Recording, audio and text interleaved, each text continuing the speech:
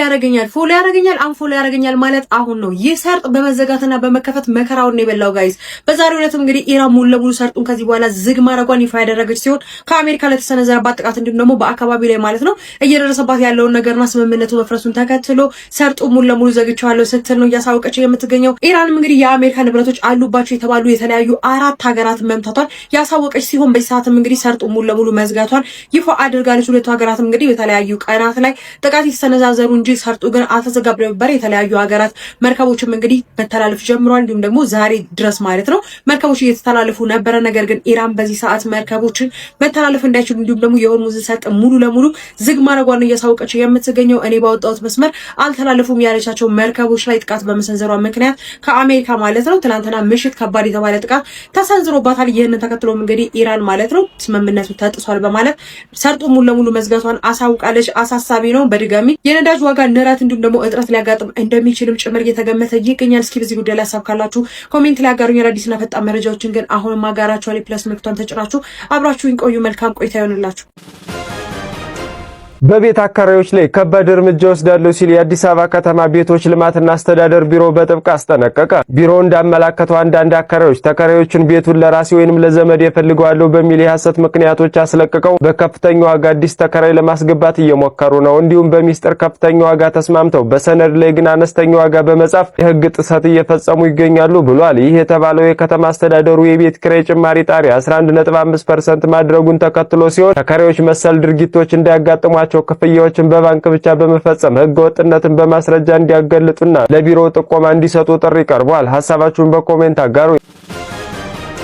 አሜሪካ በሆርሙዝ ሰርጥ ላይ ክፍያ እየተቀበለች መርከቦችን ታሳልፋለች ሲሉ ፕሬዝዳንት ዶናልድ ትራምፕ ተናገሩ። ይህ ጉዳይ በቀጠናው ላይ ከፍተኛ መነጋገሪያ ሆኗል። ኢራን ተቃውሞዋን አሰምታለች። አሁን ላይ የአሜሪካው ፕሬዝዳንት ዶናልድ ትራምፕ እንደተናገሩት ከሆነ ሀገራቸው በሆርሙዝ ሰርጥ ላይ የሚያልፉ መርከቦች ላይ 20% ቀረጥ በመጣል ታሳልፋለች በማለት ገልጸዋል። ይህ ጉዳይ በኢራን ተቃውሞ ገጥሞታል። ኢራን በበኩሏ ከኔ ውጭ በሆርሙዝ ሰርጥ ላይ ማንም ይህንን ማድረግ አይችልም፣ አደርጋለሁ ካለም ከፍተኛ የሆነ መዘዝ ይከተለዋል በማለት ገልጻለች።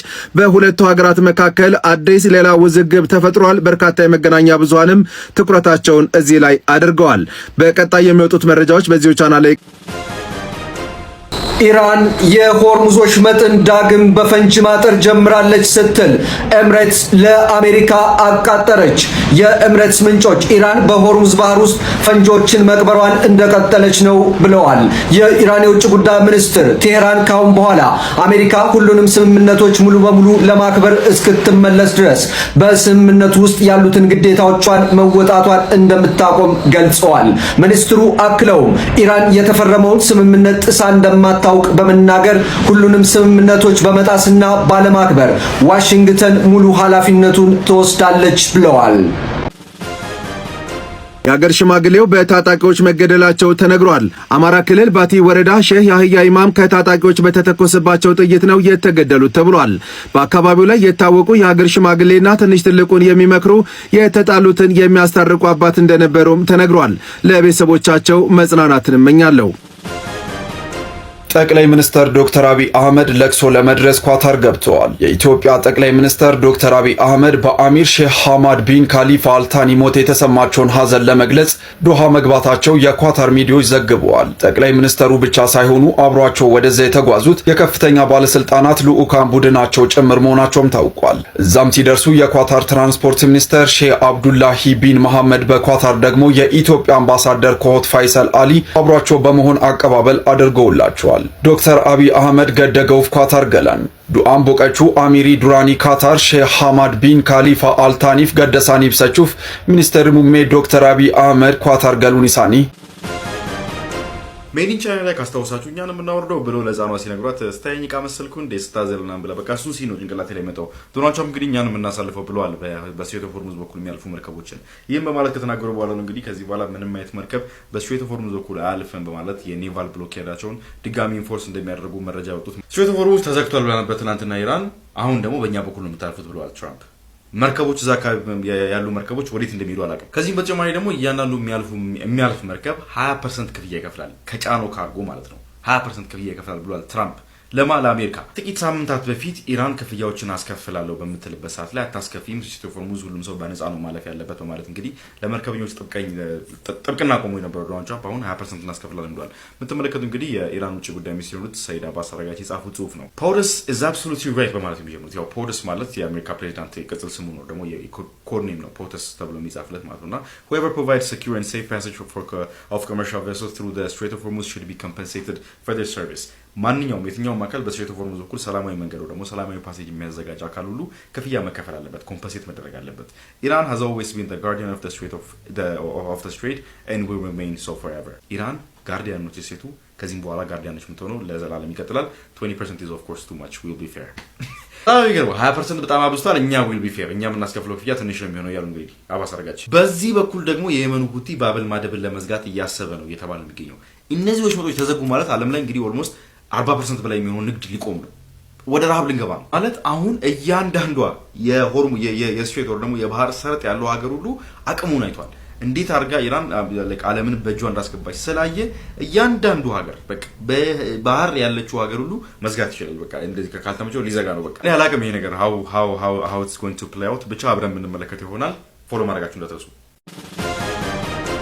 ምን ያህል አመትስ ይፈጃል? ጋይስ የአረብ ሀገራቱ በአሜሪካና በኢራን ጦርነትና በሰላም ስምምነታቸው ተስፋ የቆረጡ ይመስላል። አዲስ እርምጃ ሊወስዱ እንደሆነ ተሰምቷል። ይህም የሆርሙዝ ሰርጥን ሊያስቀርላቸው የሚችለውን ሀሳብ ነው። እናንተ ፎሎና ላይክ እያረጋችሁ አካውንቴ ምን እንደሆነ አላውቅም፣ ፎሎም እየቀነሰ ነው፣ ቪውም እያገኘ አይደለም። ፎሎና ኮፒ ሊንክ እያረጋችሁ ነው መረጃውን ልንገራችሁ። ዱባይ የሆርሙዝ ሰርጥን ሊያስቀርላት የሚችለውን አዲሱን ፕሮጀክቷን አዲሱን ፖርቷን ልገነባ ነው ተብሎ እየተነገረ ይገኛል። ፋይናንሻል ታይምስ እና የተለያዩ መረጃ ተቋሞች እየዘገቡት ይገኛሉ። የተባበሩት አረብ ኤሚሬትም የሆርሙዝ ሰርጥን በማስቀረት ሰላሜን ይሰጠኛል፣ ስራዬንም በሚገባ አካሄዳለሁ፣ ምንም መረበሻ አያስፈልገኝም፣ በዚህ መልኩ በመክፈል የሆርሙዝ ሰርጥን አስቀራለሁ፣ ለአንዴና ለመጨረሻ ይህንን ውዝግብ እዘጋዋለሁ ስትል ተናግራለች ተብሏል። ይህንንም ፕሮጀክት በመጀመር በሆርሙዝ ሰርጥ ችግር ምክንያት የጠቁ ሀገራት አንድ ላይ ሆነን እናስተዳድረዋለን ስትል ተናግራለች። ፕላኗንም ይፋ አድርጋለች ተብሏል። የተለያዩ ሚዲያዎች እየዘገቡት ይገኛሉ። ታዲያ ኢራን ይህንን ፕሮጀክት እንዴት ትመለከተዋለች የሚለውን ጥያቄ ወደ ጎን አድርገ ነው። ነገር ግን ዋናው ጥያቄው ይህ ፕሮጀክት ከተጀመረ ምን ያህል አመት ይፈጃል የሚለው ጥያቄ ነው። እናም ለዓለማችን ነዳጅና የተለያዩ ጋዞችን ኤክስፖርት በማድረግ የሚታወቁት የአረብ ሀገራት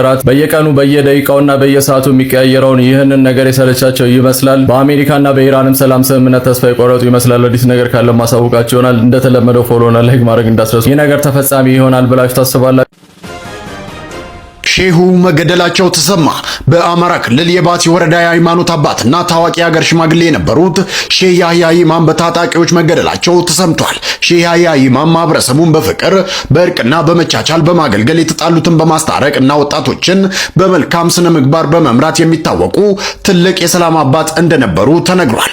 በእኚህ አባት ላይ የተፈጸመው አሰቃቂ ግድያ በርካቶችን አሳዝኗል። ነፍስ ይማር። የባንክ ብድር ላይ ተጥሎ የነበረው ገደብ ኦፊሻሊ ተነስቷል ከዛሬ ጀምሮ። ይህ ማለት ታዲያ በሚቀጥለው ዓመት ባንኮች ከፍተኛ ገንዘብ ማበደር ይጀምራሉ ማለት አይደለም። ከዚህ ቀደም የኢትዮጵያ ብሔራዊ ባንክ ሲከተል የነበረው ስርዓት እንዴት ነበረ? ባንኮች ከቀደመው ዓመት ብድራቸው 14 በመቶ፣ 18 በመቶ፣ 24 በመቶ እያለ እየጨመረላቸው ነበረ። በዚህኛው ግን ያንን አነሳውና ምን አደረገ? ሌላ መንገድ ነው፣ በሌላ መንገድ ሊቆለፍባቸው ነው ያሰበው። አንደኛውና ዋነኛው ያሉት ከናሽናል ባንክ ሬት የምትባል ብሔራዊ ባንክ እንዲያው የሚበደርበት ዋጋ እንደማለት ነው።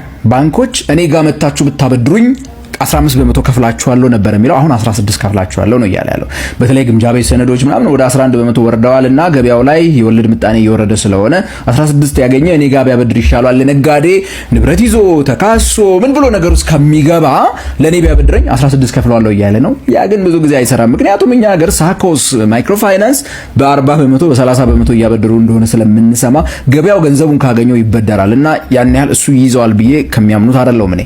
ሌላው ግን ትልቁ ሜቢ ሊሆን የሚችለው የሪዘርቭ ሪኳየርመንት ጋር ተያይዞ ታርጌትድ የሚባል አዲስ ኢንስትሩመንት ይዘው መጥተዋል። ያ ማለት ባንኮችን በግል እየሄዱ ከገመገሙ በኋላ ያንተ መጠባበቂያ ገንዘብ አሁን ካለው መጨመር መቻል አለበት። በተለይ ከሰበሰበው ቁጠባና ብድሩን አንጻር ያይና ሎን ቱ ዲፖዚት ሬሾ ጤነኛ የማይሆን ከሆነ ከሰበሰበው ቁጠባ ላይ ከማበደሩ በፊት ይሄንን መጠባበቂያ አድርገህ ማስቀመጥ አለብህ የሚል አይነት አስገዳጅ ነገር አምጥተውበታል ማለት ነው።